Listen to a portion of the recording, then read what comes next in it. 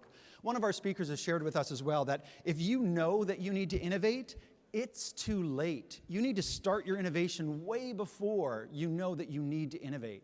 And you're listening to thought leaders today, and these thought leaders are absolutely powerful and absolutely amazing, but sometimes when you hear the ideas, don't you just kind of go, gosh, I wish my company was ready for that. How did they get to where they are? And that's why we have had feedback from our guests around the executive panel, which is what we're about to embark on right now. Because these executive panelists obviously are, intelligent and experienced, but they're probably in a role very much what you would aspire to, or maybe you're currently in a role that's very similar to them. And when we get to hear from their real life examples, that's when we also find some really great power for you. So what our hope is right now is that you're about to eavesdrop in on a conversation between 3 or 4, if you will, if you include me, executives talking about what they're doing in the real world of work. I'm going to go for about 25, maybe 30 minutes, and then I'm going to jump off the stage and come into the audience, and now I'm going to find out how old some of you are, a la Phil Donahue. Some of you know who Phil Donahue is. Those of you that are too young and have no clue who Phil Donahue is, that's okay. You're going to experience him today as I do my best Phil Donahue impersonation. And so if you would, please join me in welcoming to our stage someone you've already met, Jim Ganthier, my apologies, Senior Vice President, Customer Solutions Strategy and Advocacy at Dell Technologies, Michael Claprood, who is the Senior Vice President, Regional Managing Director for Western Region of Hecht, and Claude Jones, who is the Senior Director, Software Engineering at Walmart Labs. So welcome them to the stage. And so just as we get sort of comfortable and get settled in here, if you would, and maybe if I could start at the end, Claude, with yourself. Tell us a little bit about yourself. Who are you and what do you do? How did you get to be on our panel? My name is Claude Jones. I'm Senior Director of Engineering for Walmart Labs. Now, for those that don't know who Walmart Labs is, we're the actual tech arm of Walmart. And so when you think about Walmart.com, online groceries, home delivery, going to the store, use self-checkout, voice commerce, these are the things that we build technology solutions for Walmart. As far as how I was on this panel, I think one of the organizers had found a blog that I had written about the time I almost got fired from Walmart and how I was able to overcome that challenge, and thought I'd be a great fit to be on the panel with these excellent gentlemen. Well, then we clearly have no questions. How you almost got fired? Like, what did you do? Well, that's a long story, but what I'd say it's a combination of self-discovery, politics, teamwork, and overcoming adversity. Beautiful. But the thing is, you survived, and you're here with us today. That's right. Awesome. Thanks. So my name's Michael Claprood. I'm Managing Director for the Western Region and for Hecht, and we're a talent development company that really helps you maximize the talent of the employees and really bring some fresh ideas and technology to help enhance your career development for the population. So I got here via the 5 freeway, and that was quite the adventure. So most of you probably know what I'm talking about. But I was asked to actually participate. So we had a group of individuals that put their hat in at our organization, and I was lucky enough to be chosen because I do manage the Western Region, and a lot of the trends, the HR technology trends, come out of our Western Region and tend to trickle across the North America zone and through the globe. Beautiful. Thanks, Claude. And I'm Jim Ganthier, and I have the distinct pleasure of leading our customer solution strategy and advocacy teams at Dell Technologies. For those of you that don't know Dell Technologies, it is no longer your father's Dell. It's not just about clients. It's not just about servers.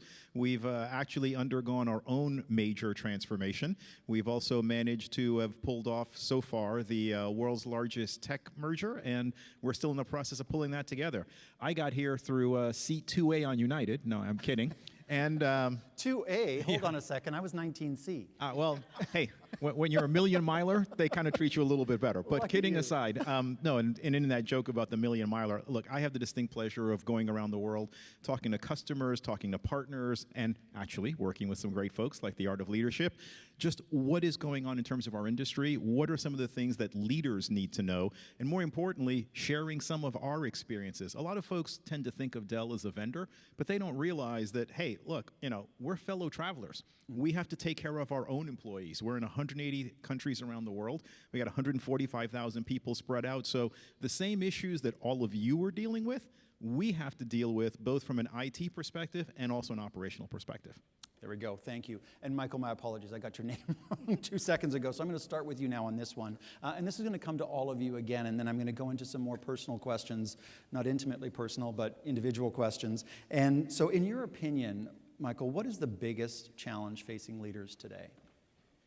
Yeah, it's a great question. And so just to put some context, so you have a little bit of data behind what I'm going to say here. We work with over 23,000 individuals each year, and a lot of that is through talent development and the challenges that HR leaders and C-level leaders have on a daily basis. And the number one thing, I mean, it is without a doubt, is the rate of change, the pace of change that is happening within the market, and then that also trickles down to the organization. So multiple organizations are going through workforce transformations, and they're really trying to understand, as they're finishing a workforce transformation, another one is starting again. And so the idea that you have normalcy is out the window. And so everybody's really starting to learn about that and understand how to grasp it and deal with it. And Claude, what about from your experience? You know, working for a tech company, one of the challenges that we see is that you have a high-performing individual contributor that gets thrusted into, leadership, and they don't get the training that they need in order to be an effective leader.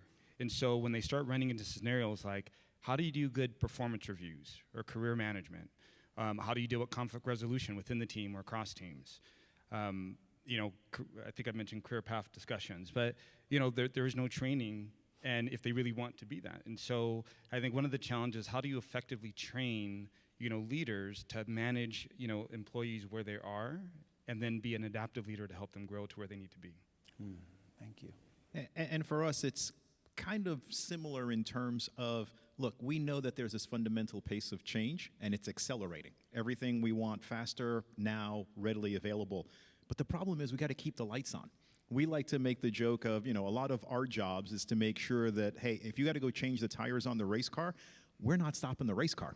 So you've got to be able to keep the organization, your teams, and also your constituents' teams, not only in high performance mode, but you got to keep your eyes on what's coming. You want to make sure that you're a team that's actually looking forward to the disruption and have a plan to respond versus one of the teams that's a subject of the disruption. On the way here, it was an interesting article that I saw that said Marriott is now getting into the quote-unquote home accommodation business. And you can probably guess the reason why, right? You may not know this, but do you know that Airbnb has roughly 1.7 times more has 1.7 times more accommodation rooms than Marriott does? So when a company like Marriott suddenly decides that it needs to get into a new business because it's being disrupted, that's pretty much the things that we're dealing with. Wow. So given that, I mean, we clearly need to get comfortable with creativity and innovation. So Claude, I'm going to come to you this morning. We saw Sir Ken Robinson. I mean, such wit, such brilliance. But he was speaking on the importance of creativity and innovation. As a leader, how do you encourage creativity and creative thinking within your organization at Walmart Lab? That's a great question. What I encourage with my organization is individual leadership. And it's really about creating a culture where individuals can critically think, on their own, to remove sort of that prescriptive way of doing that. And so, we have innovation days, actually innovation week. So people have allocated time to innovate on technologies to help improve the projects that we're working on. We practice mob programming to where instead of having a single individual just kind of working on a given feature, having multiple people contribute towards that, right? Last, we have quarterly hack events. And so it's an opportunity to allow individuals to think about solving a larger business problem and then getting that integrated, have their idea actually be as part of the production system. So it's really about collaboration and working together. So how do you take those, because what I understood you say was that you have a week that is innovation. And I can see how that would spark innovation. That might create safe places, psychologically safe places for me to share my ideas.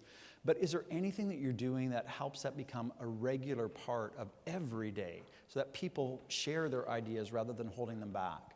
Yeah, I think the mob programming really helps with that. When you think about creating an environment that there's no fear of failure.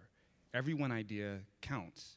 And when you really think about what individual leadership is, there is no prescription on how to solve the problem. So if I don't say you have to solve the problem this way with this technology, now there is a structure because you don't want people sort of running around. But if you provide the structure, but they can play and innovate within that box, magical things start happening. You're able to sort of reimagine how to solve problems that you might not think exist today. And so just encouraging individuals, to really just really critically think on how to solve problems allows that to be ingrained in the DNA of the organization. Mm-hmm. So are we looking at solving problems as a different way of accepting failure? I mean, Sir Ken put that great stack of books up, right? Failure after failure after failure after failure. And many organizations, we become price afraid of that, right? The investment afraid of that. Like it cost us a lot of money to admit that. And one of the big decision-making challenges we often see is that, we put so much money after this initiative that we can't pull out on the initiative because we've invested so much, but it's a losing battle. So to any of you, does that spark anything for you in your thoughts around how organizations overcome that creativity block? Yeah, we do something really unique at LHH. We have our own Shark Tank. Okay. And it's really special where even in the local communities, the local clusters, the local regions, they are investing, right? They're investing in new ideas and something that they can present. And this year, we had over 60 ideas that we just did investments, right? And at the end of it all, only two of them we're going to take to market. They may sunset quick, but this is investments that we're putting into the organization to innovate. And it's a reward. But really, the big idea here and the message back to the population is, listen, only 2 out of 60 made it. And when you're innovating, you're not always going to innovate to win, right? And your ideas will tweak, and next year, they may be able to tweak that idea to something, that can bring them up another level. Mm-hmm. Yeah, and we have something similar. It's referred to as the new Dell management model. And the way that we approach it is, one, it's okay to experiment. So your first conversation is you have a discussion with your leader who eventually, takes it to the board. And by the way, the board is like Michael. And you talk about facts and alternatives. And once you get past the facts and alternatives, then you talk about choice and commits. But one other item that's probably, I guess we'll call it an intersection point for the three of us is, I think the model has changed. And let me explain what I mean by the model has changed. In the past, and I've been in the industry for 30 years, so some of you may not know this thing called shrink wrap software. What that really equates to is the fact that, in essence, you would get hundreds of engineers. You're the expert. You develop all of this code. You would eventually put it on CDs. These CDs would have to get pressed, and they would end up going to the stores.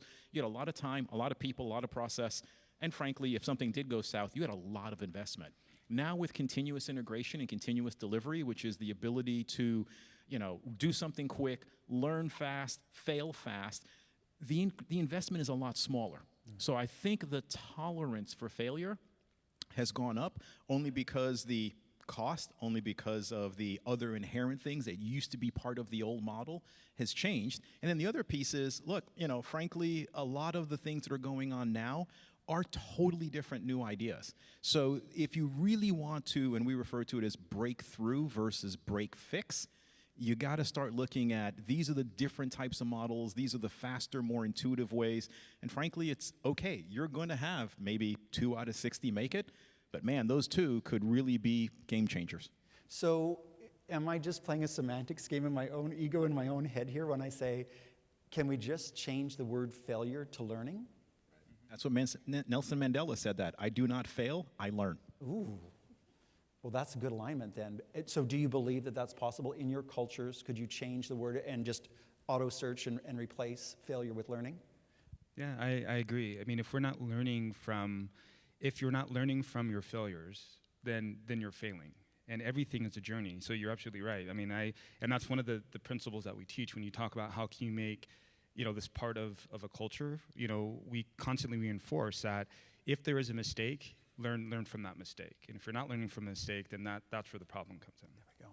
So, and sorry, one other item for those of you who want to take a look at this.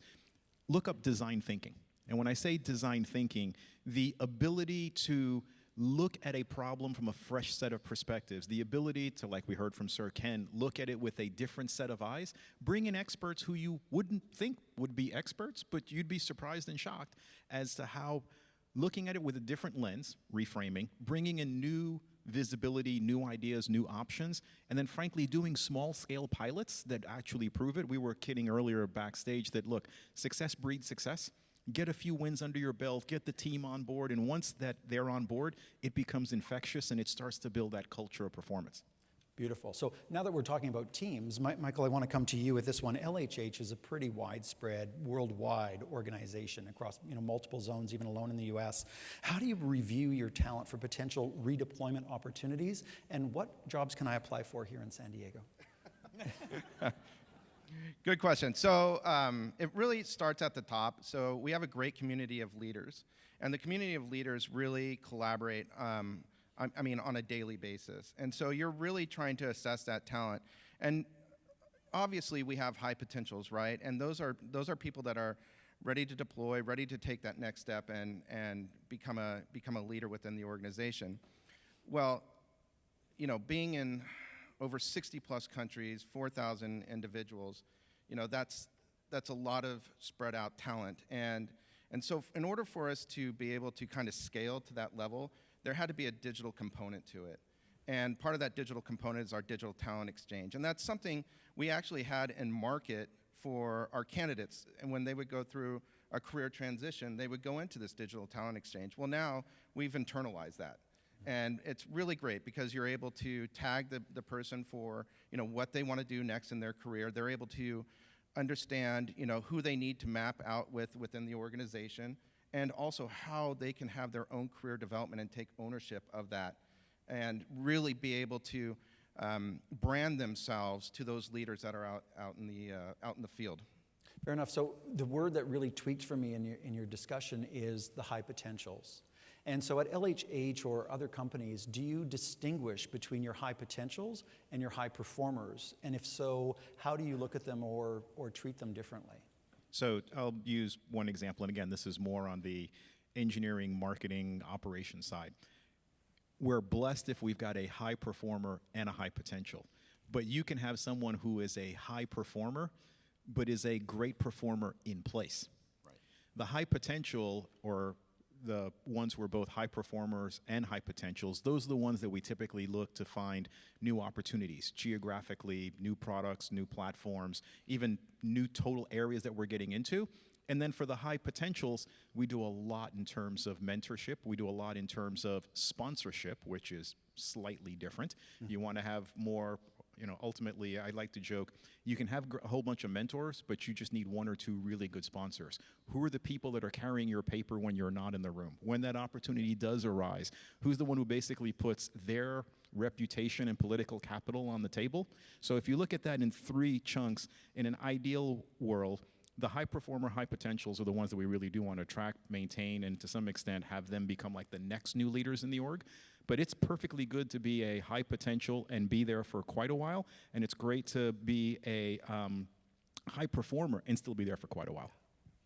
Yeah, it's interesting. Vince Molinaro, he always brings up the story of the engineer that got put into a VP role, and all of a sudden, a year later, he's not performing well, and they come up and ask him, and he says, well, I never opted in. Mm-hmm.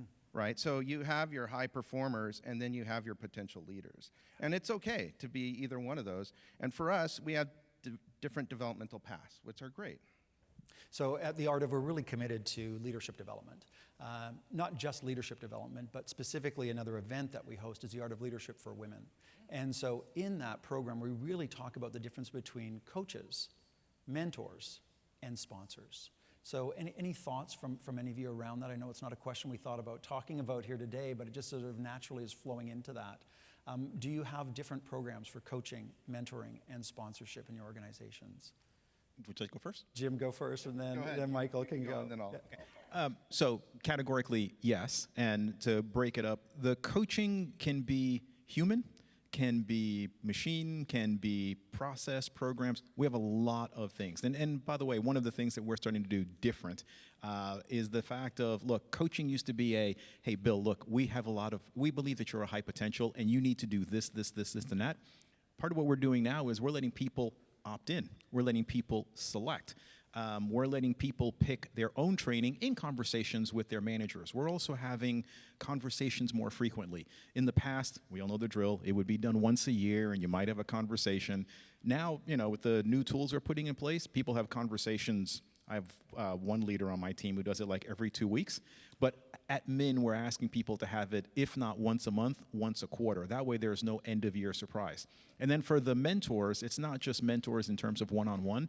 We have this thing that we refer to as employee resource groups. And in the employee resource groups, they're teams of people who have a passion around something. And you'll find a lot of coaches or mentors in there. Sponsors are typically done for high potentials. I mean, in essence, what we'll do is we'll say, these are the folks that we want to become eventually new leaders, or we see something in them. There's a formal program, and there's an informal program. And when I say in an informal program, Bill may do an outstanding job on a particular presentation, and suddenly a senior leader goes, you know what, I see something there. I'd like to go help develop, coach, and bring that out. So for us, it's a gradient. It's not a one-on-one. It has to be 100% human, but depending on the individual, we'll help tailor that in a pseudo-personalized fashion. But there's also a lot of the individual needs to be a part of it, and the individual gets to pick a lot of it.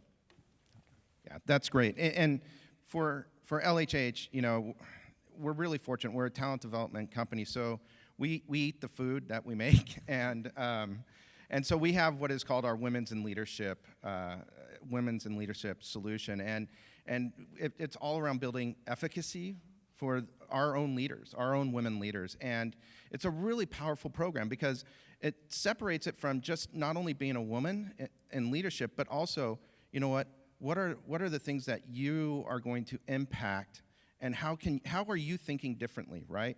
And how is that going to help the organization? Because it's got to be very top line and bottom line driven, right? It has to be formed with a business case, and it really helps them drive that type of mentality.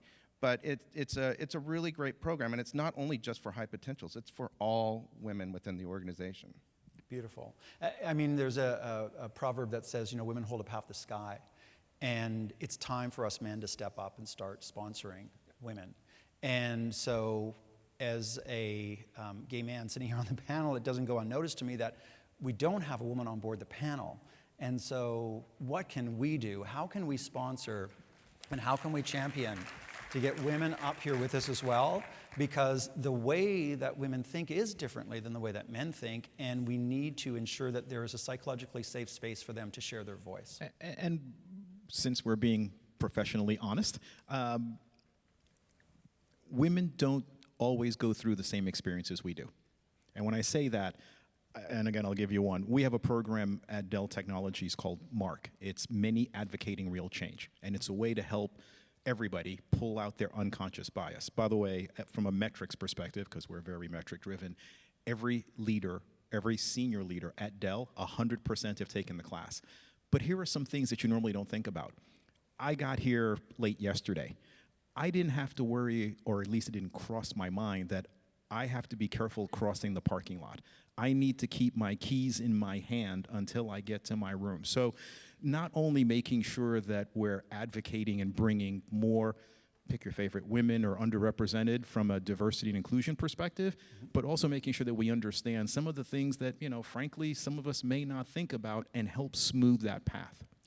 And I think that to support that, the unconscious bias, what my experience has been oftentimes is that people raise and wave a flag about unconscious bias in a negative tone. And for me, unconscious bias is something to get damn excited about, because for me, again, all of this being about education, that's just letting me know something that they're ignorant about. They just have not had the opportunity to be exposed to that. So this unconscious bias is an amazing opportunity for everyone, whoever you are, to dial up your own leadership courage and educate that individual about why what they did wasn't right or appropriate or correct, and help them learn. Just really help people learn, because we need to break down these walls. There's no two ways about it. So given that, then, Jim, as an organization gets larger, there's a tendency for the institution to dampen inspiration. So how do you keep that from happening at Dell? So we like to joke, recognition is the first step in recovery.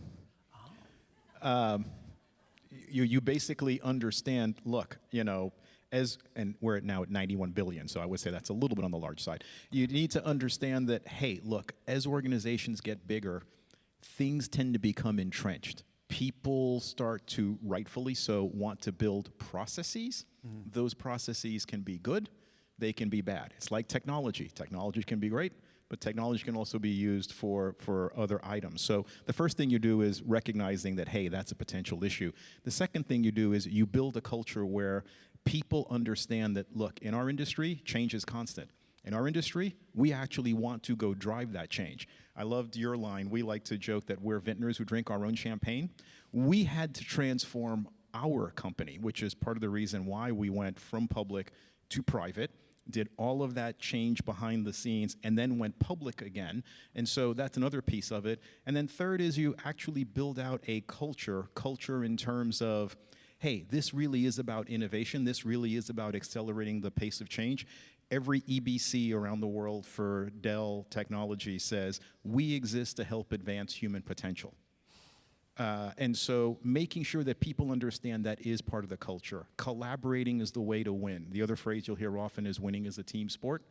Putting that kind of mindset, making sure that that mindset permeates from the top of the organization all the way down is the way that you don't let structural rigidity start to take away from creativity, innovation, or ultimately, at the end of the day, performance and results.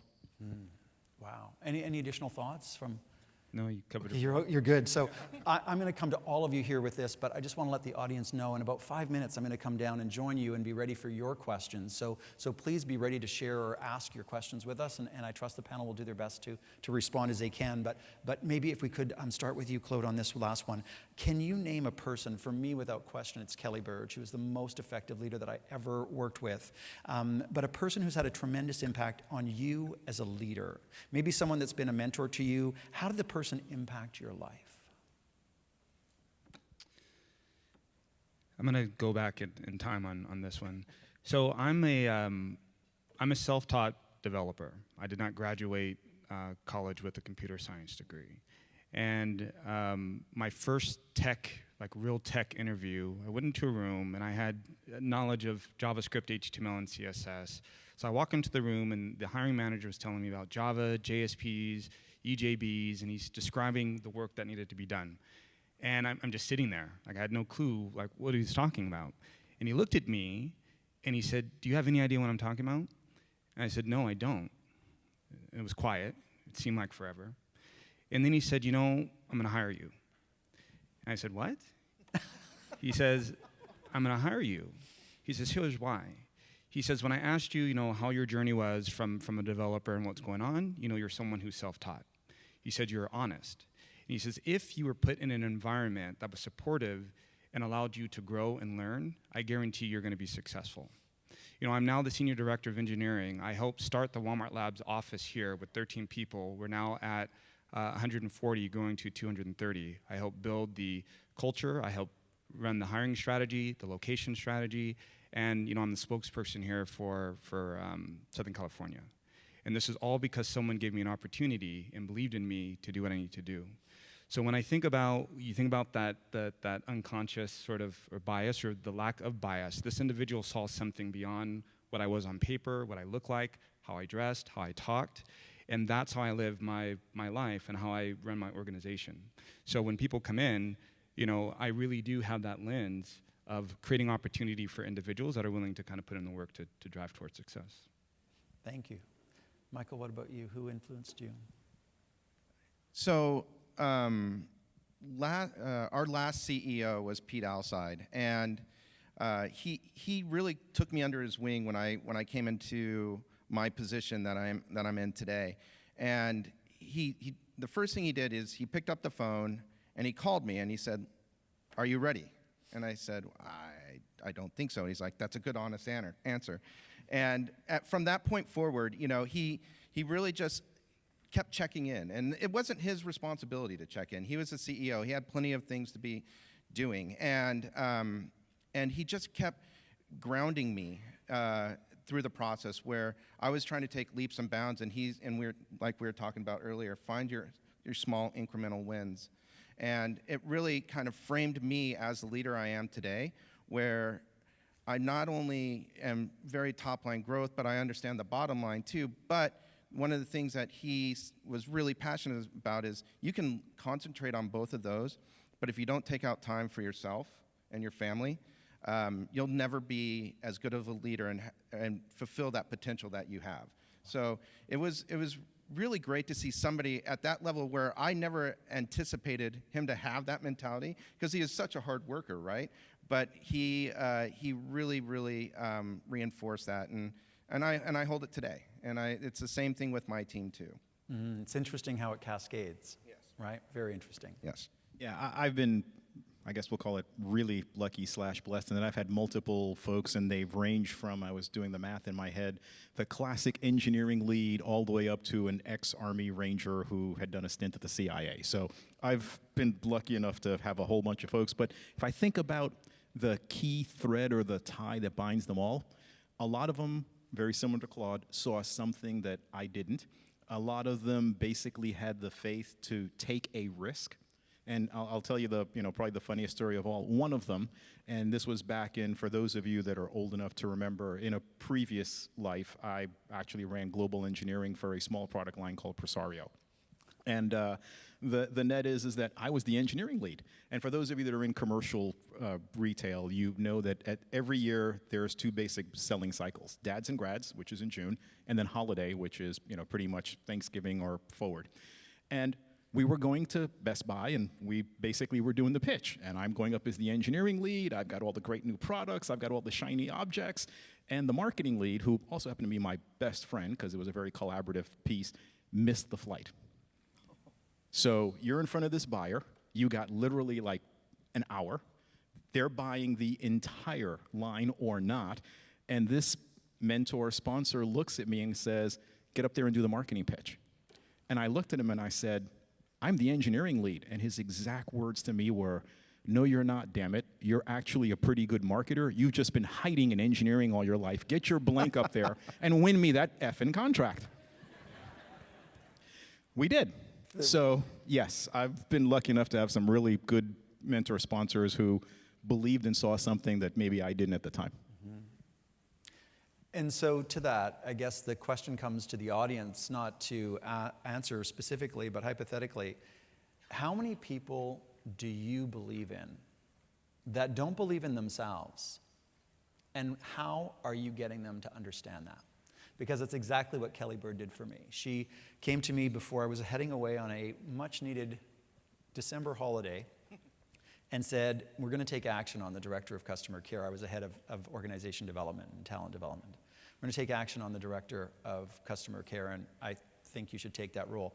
Would you think about it while you're on vacation?" So the only thing I wish was she didn't make me lay on that beach for the entire week thinking about the opportunity. But when I came back, we pursued that. But that's the question, is how often do we let people know what great thoughts we have of them? So to quote somebody who not far from here, Ken Blanchard, that shares with us, "Good thoughts left unsaid means squat." And so how do you make sure that you communicate that? And my communication now is going to be that I'm getting off this stage. I'm going to come down into the audience. I'm going to do my best to see your hands raised, but the lights are in my eyes, so keep waving your hand until I get there. I'll be on a handheld microphone, and we will get these questions.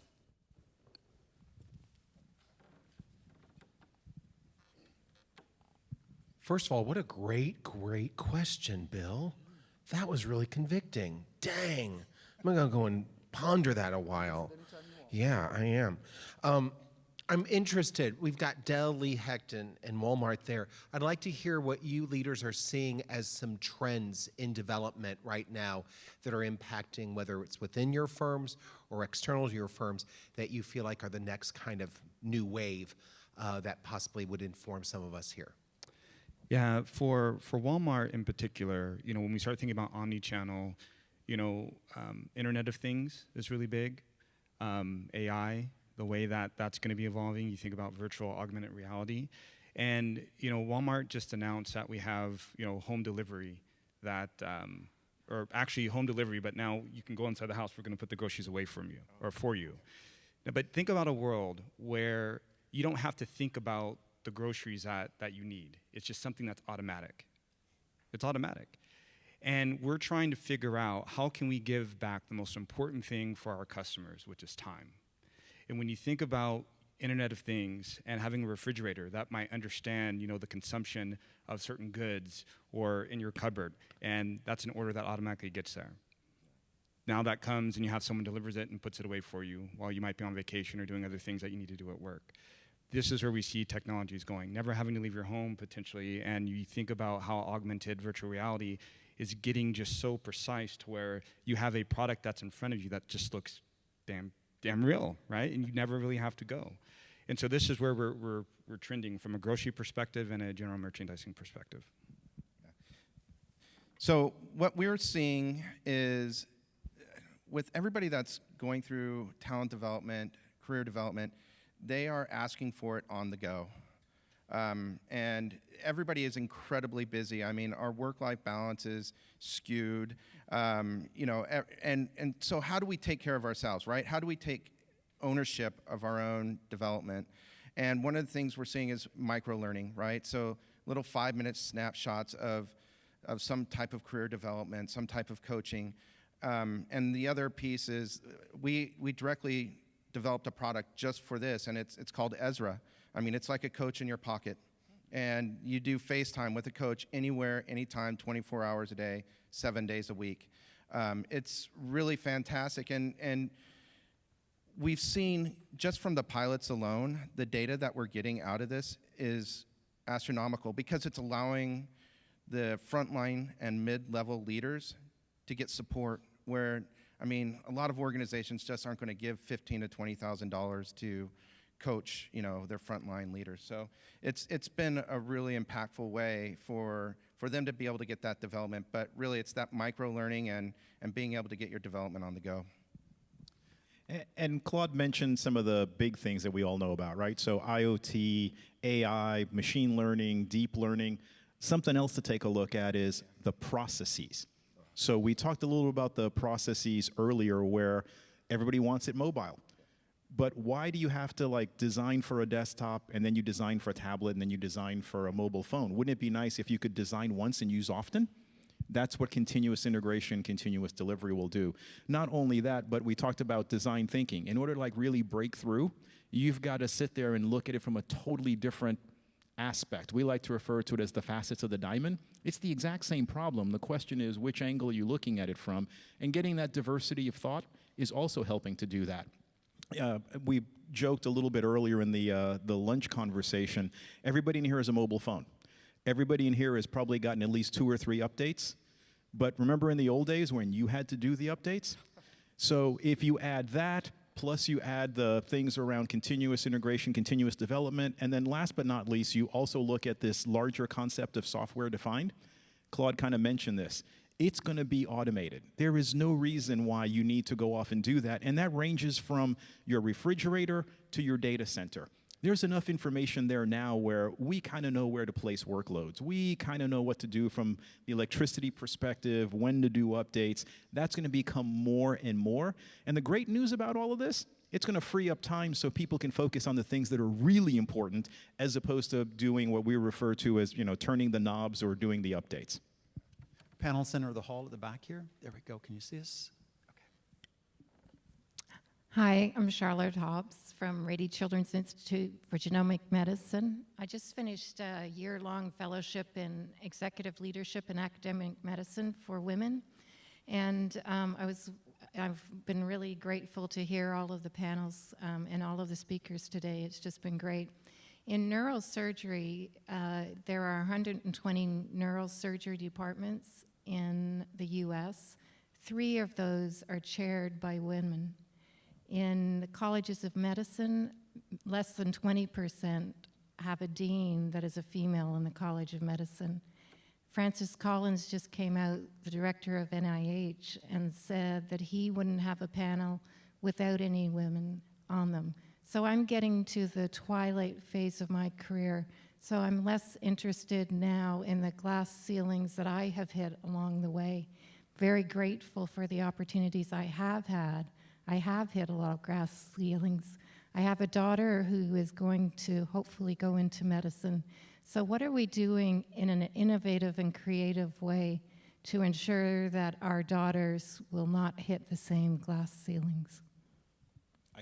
Would you like to go first? All right. So, and by the way, this is not the end-all, be-all answers, but look, from a Dell perspective or a Dell Technologies perspective, we know that diversity and inclusion is going to be key. Here's a scary fact. If we look at the number of tech jobs that we're going to need between now and 2035, we'll only be able to fill roughly 40% of them. So something has got to change. Again, just a few of the programs we're doing. We're very much not only focused on STEM, and when I say STEM, sorry, that's for science, technology, education, and math. So in engineering and math, excuse me. And so the net is that creating programs, everything from Girls Who Code to the actual STEM programs and the various other things we're putting in place globally. We've just sponsored something on the order of, I want to say it's like 10,000 children in Ethiopia with things like ranging from our e-learning labs to various other components. But the one thing that we really want to go do is not just look at how do we get more women in, but how do we get more underrepresented? Because if we only focus on the women portion, we'll be able to get more in, and yes, panels will become more diverse, although this one actually does have some diversity on it. And so the net is that focusing on those programs and making sure that we're starting to not only do them globally, but here's the other fun part. What we found is, as we've started to go out and talk about this issue, as we started to talk about some of the programs we're putting in place, we're getting a lot of other companies that are starting to ask us. They're getting a lot of other companies that are starting to become parts of the partnership. So this is going to have to be a collective or collaborative scenario, because if not, none of us individually within our overall corporations can solve this. It's going to have to be all of us to pull this together. So I agree with Jim 100%. It has to be part of the conversation, our daily conversation. You know, one of the things we do is we actually celebrate it. I recently had an operations review where we were able to take a look at our team, and you're able to pinpoint and say why, you know, are certain teams not diverse. And so being able to have that as part of the daily conversation and part of your metrics and your KPI is incredibly important, because if you're not measuring it, it's not going to happen. Yeah, and at Walmart we do audits. We do audits to sort of look at the distribution of all teams.